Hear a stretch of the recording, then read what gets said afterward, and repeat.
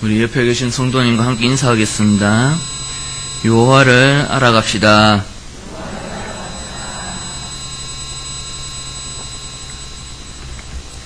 또 한번 인사하도록 하겠습니다. 여호와를 아는 지식으로 기뻐합시다. 아멘. 오늘 하나님 말씀 호세아서는 다른 성경 말씀과는 다르게 특별한 방법으로 자기에 대한 계시를 우리에게 하셨습니다. 하나님께서 말씀으로 하신 것도 아니고 어떤 환상으로 하신 것도 아니고 하나님께서는 한 선지자를 택하시고 그 선지자를 통하여서 한 삶을 직접 겪게 하심으로 말미암아 그 삶을 통하여서 하나님께서 우리에게 향하신 기뻐하신 뜻이 무엇인지, 하나님이 어떠하심이 무엇인지 깨달아 가도록 하나님께서 인도하셨다라는 것입니다.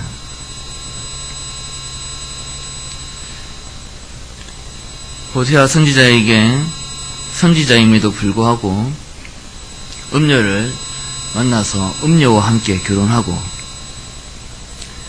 그래서 그 음녀와 결혼 생활을 하고 또 아이를 가지면서 그러한 삶 가운데에 호세아가 집을 자꾸만 떠나가는 고멜을 바라보면서 이것이 하나님의 마음이구나 라는 것을 알게 하시기 위하여서 다른 성경과 다르게 직접 경험을 통하여서 하나님을 아는 지식이 쌓이도록 하셨다라는 것입니다. 오늘 본문 2절 말씀에 보니까 여호와께서 처음 호세아에게 말씀하실 때 여호와께서 호세아에게 이르시되 너는 가서 음란한 여자를 맞이하여 음란한 자식들을 낳으라. 이 나라가 여호와를 떠나 크게 음란함이니라 하시니, 이렇게 말씀하십니다. 본문의 2절 말씀에 보니까 처음 호세아에게 말씀하실 때 이렇게 시작하고 있습니다. 여호와께서 처음으로 호세아에게 말씀하셨다. 하나님께서 호세아에게 처음으로 말씀하셨다라는 것은 이때까지 말씀을 계속해서 안 하시다가 처음으로 말씀하셨기에 여호와께서 처음 호세아에게 말씀하셨다라는 맥락에 쓴 글이 아닙니다. 이 처음으로 호세아에게 말씀하셨다라는 것은 이 처음이라는 단어가 히브리 성경에 보면은 처음이라는 단어는 안 쓰였고 시작하다라는 단어가 사용되었습니다. 하나님의 말씀이 호세아에게 시작되었다, 이렇게 본문은 열고 있다라는 것입니다.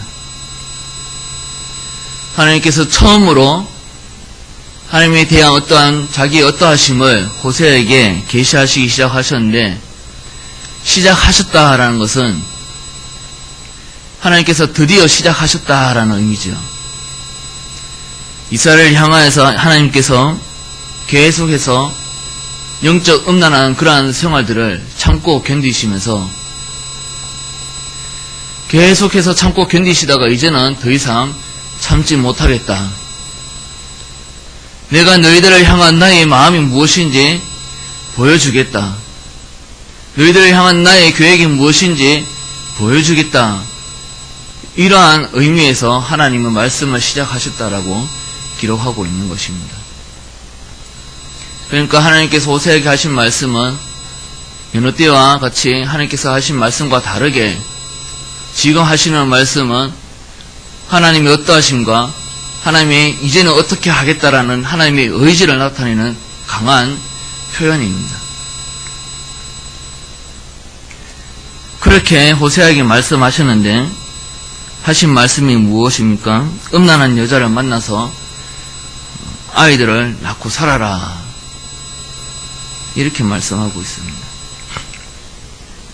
선지자에게 있어서 다시 당시 구약의 율법의 배경에서 생각할 때에 절대로 있을 수 없는 일을 하나님께서 명령하고 계십니다. 하나님이 종으로서 거룩한 삶을 지켜 나가야 되고 세상과 구별되어서 하나님의 거룩하심이 선지자를 통하여서 드러나야 되는데 하나님께서는 그런 선지자에게 너는 가서 음녀와 같이 결혼해라 이렇게 말씀하셨다라는 것입니다. 우리가 성경에서 구약 성경에서 음란한 사람, 음란한 여인을 자주 보게 되는데 크게 두 가지를 표현합니다. 첫 번째는 진짜로 음란한 여자를, 성적으로 음란한 여자를 가리킬 때 음란한 여인 이렇게 표현하기도 하고, 또 다른 표현으로 음란한 여인을 또 이야기할 때에는 성전에서 성관계를 갖게 하는 그러한 여인으로, 성전에서 성전을 지키는 여인, 그러한 여인을 가리킬 때도 음녀라고도 이야기합니다. 예를 들어서 바알과 아세라, 이 관계는 두 개의 신이, 둘의 신이 같이 있어야지만 온전한 힘이 생깁니다. 바알은 하늘의 신이고 아세라는 땅의 신인데 둘 중에 하나만 없어도 온전히 자기의 힘을 발휘할 수 없다라는 것이지요. 보통 하늘에서 비가 내려야 땅에서 소산을 많이 맺는다, 열매를 많이 맺는다 라고 생각할 때에 바알과 아세라의 표현은 어떻게 했는가 하면은 하늘에서 바알의 정자가 내려져야 땅에서 아세라가 열매를 맺을 수 있다, 이렇게 표현했습니다. 이러한 맥락에서 바알과 아세라 성전에서는 성관계가 이루어져야지 그들 신에게 경배하는 거다, 제사의식이다, 이렇게 생각했던 것이지요. 그래서 성경에서는 크게 두 가지로 음란한 여인을 우리가 볼 수 있는데, 오늘 본문에서 나타나는 음녀는 누구냐? 성적으로 타락한 음란한 여인을 가리키고 있습니다. 3절에 보니까 이에 그가 가서 디블라임의 딸 고멜을 맞이하였더니 고멜이 임신하여 아들을 낳으매, 이렇게 바로 기록하고 있습니다. 호세아 선지자가 하나님 말씀에 순종하여서 음녀의 여인 고멜을 맞이하여서 아내로 삼고 아들을 낳았다. 이 3절 아들을 낳았다라는 부분을 우리가 원서에서 보게 되면은 그냥 아들을 낳았다라고 표현하고 있지 않고 아들을 낳아서 호세아에게 주었다라고 표현하고 있습니다. 이 말은 무슨 말이냐 하면은 고멜이 호세아의 아들을 낳아서 그 아들을 호세아에게 주었다라고 말씀하고 있는 것이지. 우리가 남자와 여자가 만나서 결혼하여서 아이를 낳는다라고 생각할 때 그 아이는 누구의 아이가 되겠습니까? 우리의 상식으로 당연히 그 아내의 남편이 한편의 아들을 낳았다라고 우리가 당연하게 생각을 하는 것이지요. 그런데 오늘 3절에 보니까 이 당연한 것을 그냥 아들을 낳았다라고만 기록해도 괜찮을 건데 호세아에게서부터 아들을 낳아서 호세아에게 주었다라고 기록하고 있다는 것입니다. 왜 이같이 기록하였는가? 우리가 계속해서 히브리 성경으로 그 뒤에 두 아이들을 낳는 모습을 우리가 또 바라볼 때 어떤 모습을 바라볼 수 있는가 하면은 두 번째 딸과 세 번째 아들을 낳을 때에도 이 고멜은 계속해서 아들을 낳는 것을 멈추지 않고 아들을 낳았다라고 말씀합니다. 그러나 두 번째 딸에도 세 번째 아들에게도 3절에서 볼 수 있었던 호세아에게서 낳은 그 아들을 호세아에게 주었다라는 구절은 없습니다. 다시 이야기하면은 두 번째 딸과 세 번째 아들은 호세아의 자녀가 아닐 수도 있다 라는 것이죠. 그 딸과 아들은 호세아의 진정 자녀가 아니냐, 아니면 진정한 자녀이냐, 우리는 그것을 생각할 때에 별로 중요하지 않습니다. 중요한 것은 고멜이 계속해서 멈추지 않고 자녀들을 낳았는데, 그 자녀들은 호세아의 자녀들도 있고 호세아가 아닌 다른 남자의 자녀도 있다라는 것입니다. 이러한 여인과 함께 살고 있는 것이 바로 호세아 선지자입니다.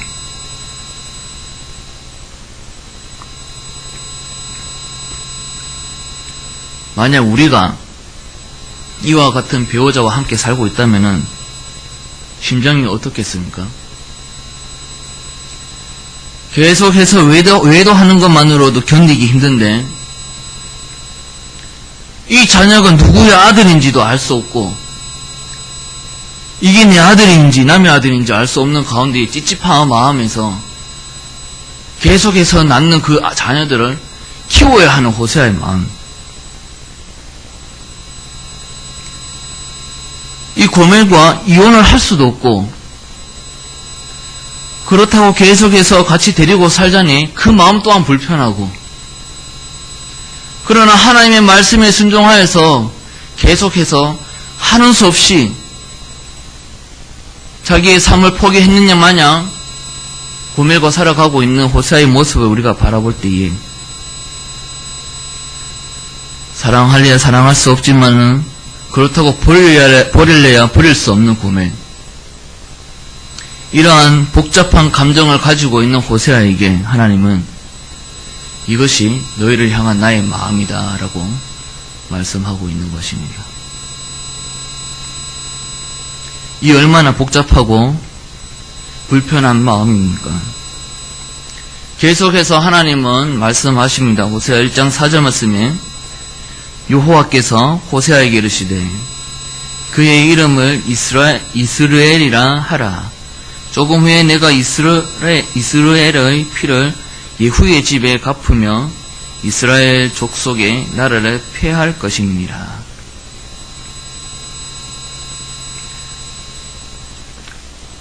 하나님은 첫 번째 아들 이름을 이스라엘이라 하라 이렇게 말씀하셨는데, 그 이스라엘이라고 붙인 이유는 이스라엘의 피 예후의 집에 갚기 위해서다. 내가 앞으로 이스라엘을 멸망시킬 것이다 라는 의미에서 첫 번째 아들의 이름을 이스라엘이라 하라고 이렇게 말씀하셨습니다. 상당히 부정적인 의도로 이 단어를 사용하고 있습니다. 그러나 본래 이스라엘의 뜻은 무엇이냐 하면은 하나님이 심으셨다, 하나님이 열매를 맺기 위하여서 하나님이 친히 심으셨다라는 의미를 가지고 있는 아주 축복된 단어입니다. 실제로 북이스라엘에는 이스라엘이라는 지역이 있습니다.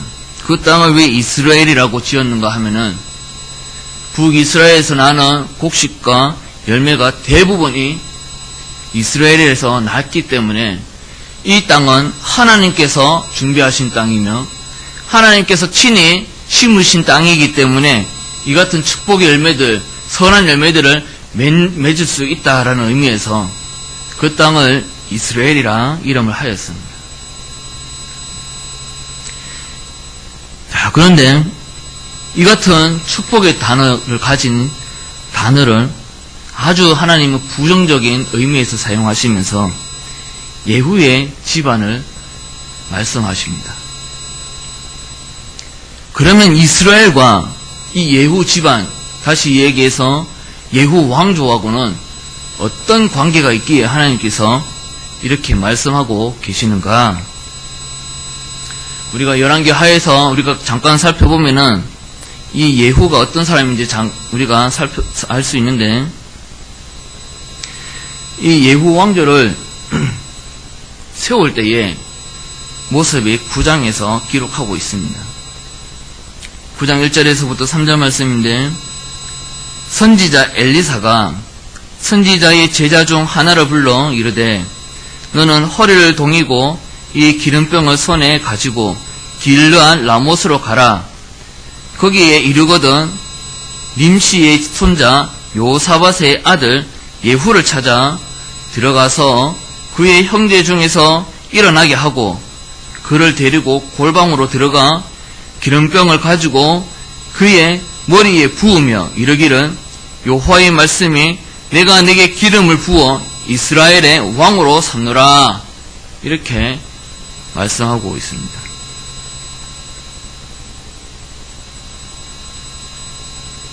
이 예후는 왕위로 오를 때에 어떤 기득권 싸움에서 왕위에 오른 것이 아니라 하나님께서 당시에 권위 있는 엘리사를 통하여서 기름을 부은 왕이었다라는 것입니다. 하나님께서 친히 예후를 이스라엘 땅에 심으셨다. 이렇게 말씀하고 있습니다. 왜 하나님은 예후를 왕으로 세우셨는가? 6절, 7절 말씀 계속해서 열왕기하 9장 6절, 7절 말씀에 이같이 기록하고 있습니다. 예후가 일어나 집으로 들어가니 청년이 그의 머리에 기름을 부으며 그에게 이르되 이스라엘 하나님 여호와의 말씀이 내게 기름을 부어 여호와의 백성 곧 이스라엘의 왕으로 삼노니 너는 내 주 아합의 집을 치라. 내가 나의 종 곧 선지자들의 피와 여호와의 종들의 피를 이세벨에 갚아 주리라. 이렇게 말씀하고 있습니다. 하나님께서 예후를 왕으로 세우신 이유는 아합 왕조를 치기 위해서인데, 아합 왕조를 침으로 말미암아 그 피를 이세벨에게 갚아 주기 위함이다. 이렇게 말씀하고 있습니다.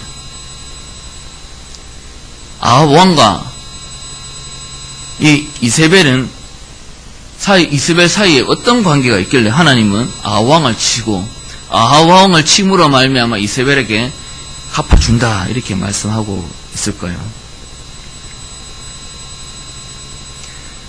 당시 아합 왕이 수많은 여자들을 자기 아내로 삼았는데 그중 하나가 이세벨입니다.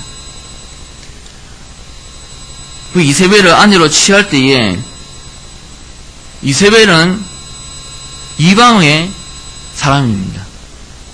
이세벨을 자기 아내로 취하면서 이세벨만 데려온 것이 아니라 이세벨과 함께 들여온 것이 있는데 그것은 바로 바알이었습니다. 아합 왕이 이세벨을 자기 아내로 삼고 이세벨만 데리고 와서 아내로 삼은 것이 아니라 이세벨이 섬기고 있는 우상 바알도 함께 들여보내서 이스라엘에서 하나님을 섬기는 것이 아니라 바알 왕을 더불어 섬기게 했다라는 것이지요.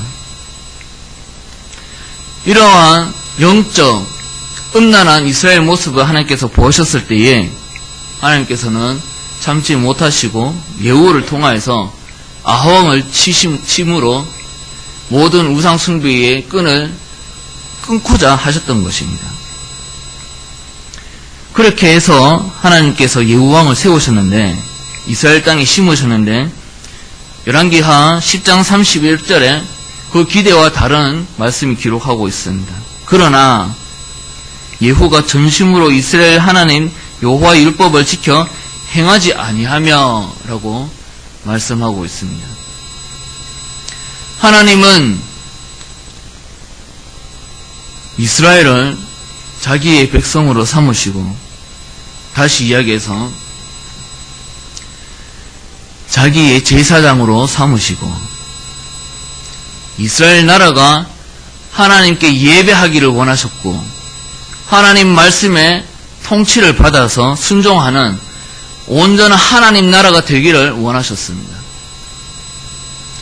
그런 가운데 아왕이 그것을 망쳐 놓았고, 그것을 바라본 하나님은 예후를 통해서 회복하시기 위하여서 이스라엘의 땅에 왕으로 심으셨다는 것이지요.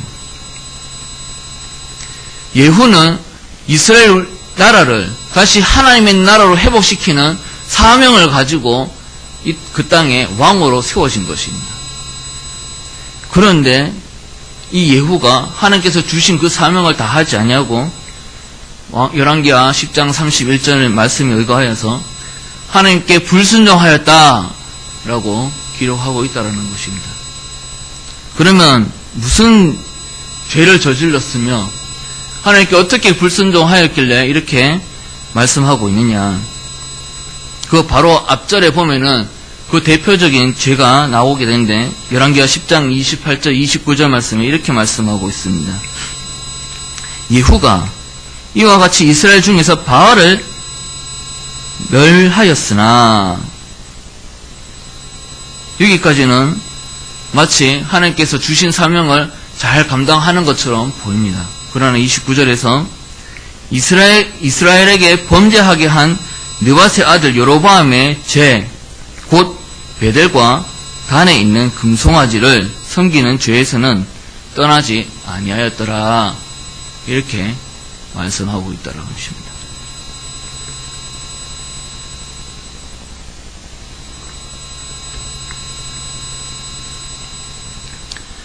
북이스라엘의 베델에 세워져 있는 금송아지를 섬기는 제단, 이것을 떠나지 못했다라고 이야기하고 있는 것이죠. 이것은 참으로 심각한 이야기입니다. 오늘날 우리 삶에서 비유하자면 어떤 대기업에 취업을 하는데, 대기업에 취업하니까 상당히 많은 돈을 벌게 되고 굉장히 행복한 삶을 살 수 있을 거라 생각하는 가운데에 한 가지 흠이 있었습니다. 그 한 가지 흠이 뭐냐 하니까 주일 성수를 제대로 할 수 없었다라는 것이지요. 주일에도 쉬지 못하고 계속해서 출근을 해야 되는 상황에서 선택의 순간이 있었을 때에 나는 주일 성수를 하지 못하더라도 이 직장을 계속 다닐 것인가, 아니면 이 직장을 포기하고 주일 성수를 계속해서 할 것인가, 그와 같은 기로와 지금 예후가 서 있는 기로가 같다는 것입니다. 왜 같으냐? 사실 베델에 있는 금송아지를 섬기는 제단은 하나님을 섬기기 위해 세워진 제단입니다. 하나님을 섬기기 위해서 세워진 제단인데, 왜 이 같은 제단을 세웠는가 하면은 이스라엘이 남과 북으로 나뉘어지면서 북이스라엘에 있는 사람들이 하나님을 계속해서 섬겼기 때문에 하나님께 계속해서 제사를 드려야 했습니다. 그런데 하나님께 제사를 드리는 제단은 어디에 있었습니까? 예루살렘에 있었다는 것이지요. 그래서 이 북이스라엘 사람들이 하나님께 경배하기 위해서 계속해서 남유다로 넘어갔다라는 것입니다. 이러한 일이 계속 벌어지자 북이스라엘 왕조는 여로보암은 가만히 있을 수 없습니다. 왜냐? 자신의 왕이 어떤 그런 권위, 어떤 지위가 무너질 수 있다라는 생각을 했기 때문입니다. 쟤네들이 남유다 가서 허튼 생각을 하면 어떻게 하지? 남유다를 가서 올라오지 않으면 어떻게 하지? 온갖 생각을 다 하게 됩니다. 그래서 세운 것이 바로 베델에 있는 금송아지를 섬기는 제단입니다. 이 금송아지는 어디에서 또 볼 수 있느냐? 출애굽기에서 시내산에서 섬기는 금송아지 사건을 우리가 볼 수 있는데, 그 금송아지 사건과 북이스라엘의 베델에서 섬기고 있는 송아지 사건은, 금송아지 사건은 동일한 맥락에서 만들어진 것입니다. 시내산에서 만들어진 금송아지도 같은 이유에서 만들어졌고, 북이스라엘에서 세워진 금송아지 제단도 같은 이유에서 세워졌다라는 것이지요. 출애굽기 32장 1절 말씀에 금송아지 세우는 사건을 보여주고 있는데, 백성이 모세가 산에서 내려오미 더딤을 보고 모여 백성이 아론에게 이르러 말하되, 일어나 우리를 위하여 우리를 인도할 신을 만들라. 이 모세 곧 우리를 애굽 땅에서 인도하여 낸 사람은 어찌 되었는지 알지 못한다. 이렇게 백성들이 이야기합니다. 이렇게 돼서 금송아지를 세우게 되는데, 다시 이야기하면은 우리를 애굽에 있었을 때에 눈에 보였던 모세, 우리를 인도한 눈에 보였던 모세가 보이지 않는다 라고 이야기하고 있는 것이지요. 우리가 따지고 보면 사실 애굽에서 이스라엘 백성들을 인도하여 낸 분은 누구십니까? 모세입니까? 하나님입니까? 하나님이시지요. 그러나 이스라엘 백성들은 하나님을 한 번도 본 적이 없습니다. 다만 눈에 보이는 모세를 통해서 하나님께서 인도하셨는 것을 보고, 모세를 통해서 하나님 인도하셨기 때문에 이스라엘은 눈에 보이는 모세만 졸졸졸졸 따라다녔던 것이지요. 모세는 눈에 보이지 않는 하나님을 따랐고, 이스라엘 사람들은 눈에 보이는 모세를 따랐던 것입니다. 그런 가운데 갑자기 모세가 40일 동안 자기의 모습을 드러내지 않자 이스라엘 사람들은 두려움에 떨기 시작했습니다. 우리를 인도하는 모세는 어디 갔느냐? 올라가서 무슨 봉변을 당한 것이 아니냐? 혹시 죽은 것은 아니냐? 죽었으면 어찌하지? 우왕좌왕하기 시작했습니다. 그런 가운데에 세워진 것이, 우리 눈에 보이는 이 모세가 없어졌으니 하나님을 대신할 형상, 우리가 눈으로 볼 수 있는 하나님의 형상을 만들자, 이렇게 해서 만들었던 것이 금송아지입니다.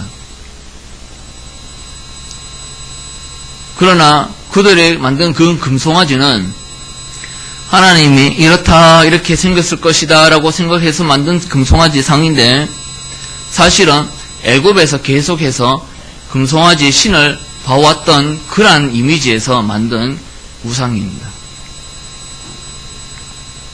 다시 이야기해서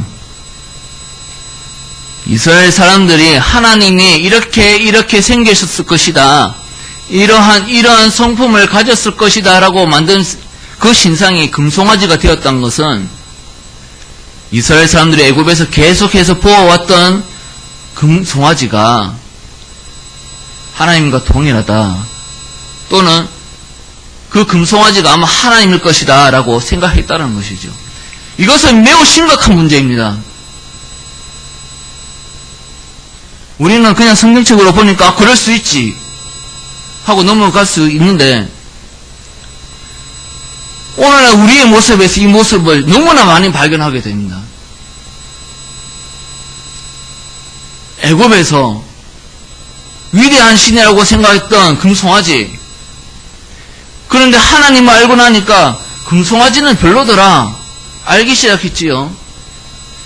그런데 우리의 내면에는 여전히 금송아지를 떠나지 못하고 금송아지를 섬긴다는 것입니다.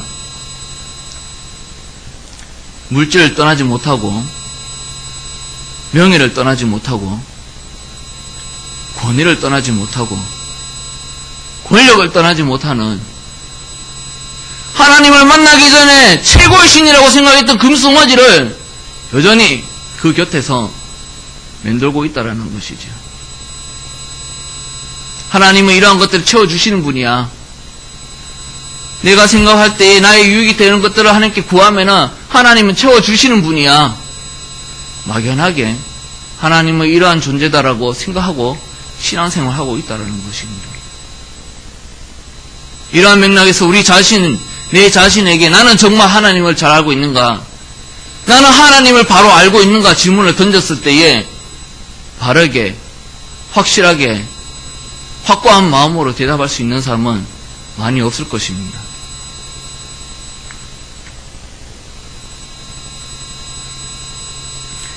열왕기상 12장 28절에 베델에 세워진 금송아지에 대해서 이렇게 이야기하고 있습니다. 이에 계획하고 두 금송아지 만들고 무리에게 말하기를 너희가 다시는 예루살렘에 올라갈 것이 없도다. 이스라엘아, 이는 너희를 애굽 땅에서 인도하여 올린 너희의 하나님이다. 번역 성경에는 신이라고 되어 있는데 구약 히브리 성경에 보면 하나님이라 되어 있습니다.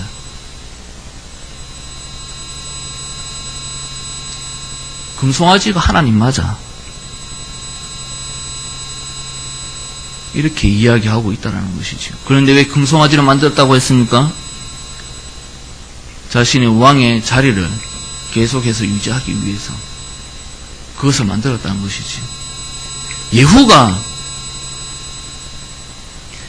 하나님께서 이스라엘 온전히 하나님 나라로 만드시고자 예후를 심으셨는데 예후가 이 금송아지를 떠나지 못했던 것은 바알은 떠났어도 이 금송아지를 떠나지 못한 것은 난 이 자리가 좋다. 난 이 자리를 떠날 수가 없다. 하나님과 겸하여 자기가 최고라고 생각하는 것들을 섬겼다라는 것입니다.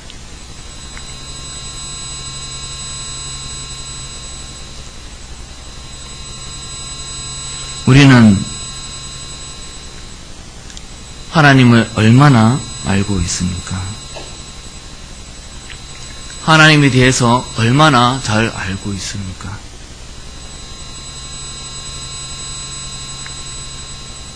마냥 예배만 드리고 기도만 하고 주일 성수하고 새벽 기도, 수요 예배, 철야 예배 빠지지 않고 나와서 찬양하고 기도하면 하나님이 기뻐 받으시겠지. 막연하게 그렇게 생각하고 있지는 않습니까? 그러한 생각은 누가 했습니까? 사울이 했습니다. 사무엘상 13장에 보면은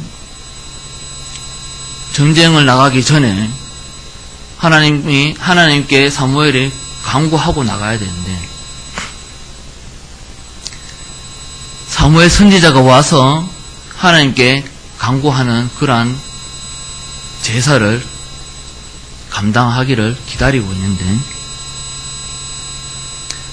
적군은 쳐들어오고 사울의 마음은 조급해지고 가만히 있다가는 질 것 같아서 누구라도 하면 어때? 누구라도 하면 하나님 기뻐하실 거야. 하나님 인자하신 분이니까 우리를 사랑하시니까 그렇게 제사를 드려버립니다. 그리고 사무엘 선지자가 왔을 때 뭐라고 이야기합니까? 너희 왕조는 끊겨버린다. 그 뒤에 누구를 세웁니까? 다윗을 세우지. 우리는 혹시 이같이 막연하게 기도하고 말씀 보고 성경 보고 예배하고 찬양하면은 하나님 기뻐하실 거야 라고 생각하고 있지는 않습니까? 하나님께서 기뻐하시는 뜻이 진정 무엇인지 분별하지 못하고 세상에 예라고 대답할 때에 나는 아니오라고 대답하지 못하고 똑같이 예라 대답하면서 그래도 하나님은 기도하고 성경 보고 찬양하면은 다 받으실 거야. 그렇게 막연하게 생각하고 있지는 않습니까? 하나님을 깊이 알아가는 저와 여러분의 되기를 간절히 소망합니다. 하나님 말씀을 순종하면은 하나님 말씀은 다 지켜 행하면은 하나님께서 반드시 기뻐 받으실 거야. 나를 하나님의 신실한 백성으로 성도로 바라보실 거야. 이것이 유대인입니다. 율법주의자들입니다. 하나님께서 왜 율법을 주셨는지 그 취지도 알지 못하고 아니 알려고 하지도 아니하고 그냥 율법만 지켜나갔던 그 사람들, 그냥 율법 지키면 하나님께서 기뻐하실 거야, 막연히 그렇게 생각했던 율법주의자들, 그렇게는 생각하고 있지 않습니까? 그렇게 오해하고 있지는 않습니까? 우리는 하나님 앞에 겸손히 무릎 꿇고 하나님이 어떠한 분이신지, 하나님께서 나를 향하여 어떠한 기뻐하시는 계획을 갖고 계시는지, 기뻐하시는 뜻이 무엇인지 분별하면서 간구하면서, 또한 이것을 위하여서 금식할 수 있는, 매달릴 수 있는 마음에 갈급함이 있을 수 있는 우리 구미 성전교회 공동체가 되기를 간절히 소망합니다. 기도하겠습니다.